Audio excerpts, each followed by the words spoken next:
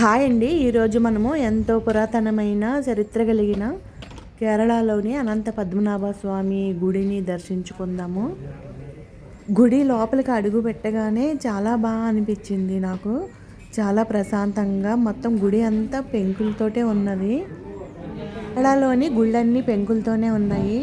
ఇక్కడ గర్భగుడిలో శ్రీదేవి భూదేవితో పద్మనాభ స్వామి కూర్చుని ఉన్న విగ్రహాలు ఉన్నాయి. ಗುಡಿ ಮಹತ್ಯಮು ಬ್ರಾಹ್ಮಣರು చెప్తున్నారు. ಇಲ್ಲಿಂದ ದೇವರು ಮಾವಿನ ಹಣ್ಣು ಎಂತೋ ಕಚ್ಚಿತ ಅಂತ ಹೇಳಿ ಕೋಪದಿಂದ ಎಡಗೈಯಿಂದ ಹೊಡೆದದು ಹುಡುಗನ ದೇವರಂತ ಗೊತ್ತಿಲ್ಲ. ಹುಡುಗ ಬಂದು ಉಪದ್ರ ಮಾಡಿದ ಕಾರಣ ಹುಡುಗನಿಗೆ ಹೊಡೆದದ್ದು. ಹೊಡೆದಾಗ ಬಿದ್ದಾಗ ಗುಹೆ ಆಯ್ತು. ಗುಹೆ ಮೂಲಕವಾಗಿ ಮಗು ಹೋಯ್ತು. ಅಲ್ಲಿಂದ ಒಂದು ಆಶೀರ್ವಾದ ಕೇಳಿಸು, ಇನ್ನು ಮುಂದೆ ನನ್ನ ನೋಡಬೇಕಾದ್ರೆ ಅನಂತ ಕಾಡಿಗೆ ಬರಬೇಕು ಅಂತ. ಅದು ಸ್ವಾಮಿಗೆ ಜ್ಞಾನೋದಯ ಆಯಿತು. ದೇವರು ಓದದ್ದು ಸಾಮಾನ್ಯ ವ್ಯಕ್ತಿಯಾಗಿ ಹೋಗ್ಲಿಕ್ಕೆ ಚಾನ್ಸ್ ಇಲ್ಲ. ಜ್ಞಾನೋದಯ ಆಯಿತು. ಅದನ್ನು ಹುಡುಕಿಕೊಂಡು ಹೋಗುವಾಗ ತಿರುವನಂತಪುರದಲ್ಲಿ ಅನಂತ ಕಾಡಿನಲ್ಲಿ ಶಯನ ರೂಪದಲ್ಲಿ ಕಂಡ್ರು.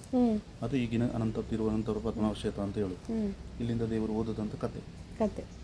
ಇದು ಗುಹೆ ಒಳಗಡೆ ಈಗಲೂ ಉಂಟದು. ಇಲ್ಲಿಂದ ಕಡಲವರೆಗೆ ಉಂಟು. ಮತ್ತೆ ಕಡಲ ಮಾರ್ಗವಾಗಿ ದೇವರು ತುಂಬುವುದಿಲ್ಲ, ಕಡಿಮೆಯಾಗುವುದಿಲ್ಲ. పూర్వకాలము ద్వాపర యుగములో ఒక ముని ఇచ్చట తపస్సు చేసుకుంటూ ఉండేవారు. ఆయన భక్తికి మెచ్చి విష్ణుమూర్తి బాలుని రూపములో సేవలు అందిస్తూ ఉండేవారట. ఒకరోజు స్వామి మునిని పరీక్షింప అల్లరి చేయగా ముని కోపితుడై స్వామిని ఎడమ చేత్తో నెట్టారని, స్వామి పడిన చోటు గృహ ఏర్పడి స్వామి మాయమైపోయారంట.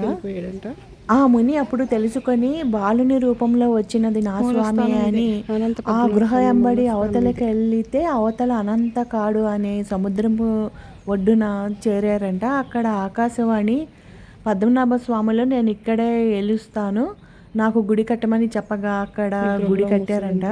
అదే తిరువనంతపురంలో ఉన్న అనంత పద్మనాభ స్వామి గుడి మూల స్థానము ఇదే. గుడి చూడండి ఎంత అందంగా ఉందో, చాలా ప్రశాంతంగా ఉంది, చాలా బాగుంది. కోనేరు మధ్యలో ఉంది గుడి ఇది. ఈ కోనేటిలో చేపలు తాబేలతో పాటు ఒక ముసలి కూడా ఉందండి.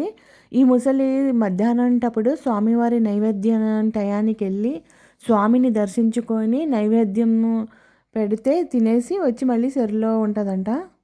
ఈ ముసలి స్వామికి పెట్టిన నైవేద్యం తప్పించి ఎవరిని ఏమీ చేయదంట, ఏమీ తినదంట. ముసలికి నైవేద్యం మనం కూడా పెట్టచ్చు. ఇక్కడ అమ్మవారి గుడి ఉందంట, చూసేద్దాము. కేరళలో చూడండి ప్రతి ఒక్క చిన్న గుడి కూడా పెంకులతోటే ఉంది.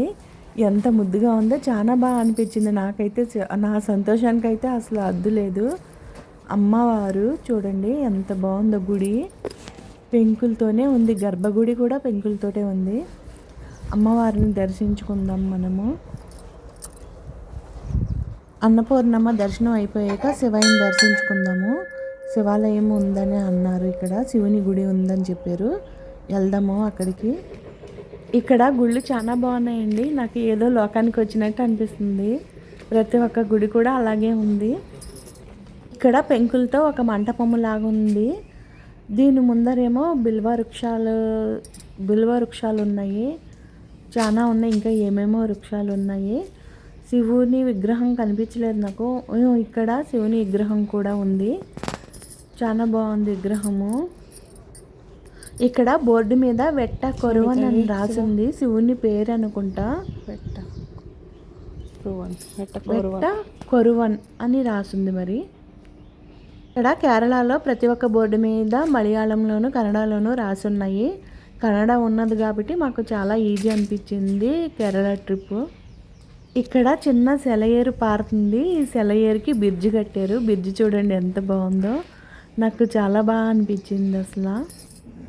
ఇది సుబ్రహ్మణ్యేశ్వర స్వామి గుడి అండి. చుట్టూ మండువాలోగిలి పెంకుటిల్లు లాగా ఉంది. మధ్యలో చిన్న గర్భగుడి ఉంది సుబ్రహ్మణ్యేశ్వర స్వామికి. గుడి అంటే సూపర్గా ఉందండి. ఈ గుడి వాకిలి నుంచి బయటికి మెట్లు ఉన్నాయండి కోనేట్లో దిగటానికి. ఈ గుడికి ఆపోజిట్టే పద్మనాభ స్వామి టెంపుల్ ఉంది కదా, ఆ కోనేరుకి దారి కూడా ఉంది ఇందులో. ఈ గుడి మొత్తం నీళ్ళల్లోనే ఉంది. నీళ్ళు ఎటు నుంచి వస్తాయో తెలియదంట. ఎండాకాలం కూడా నీళ్ళు ఉంటాయని చెప్తున్నారు.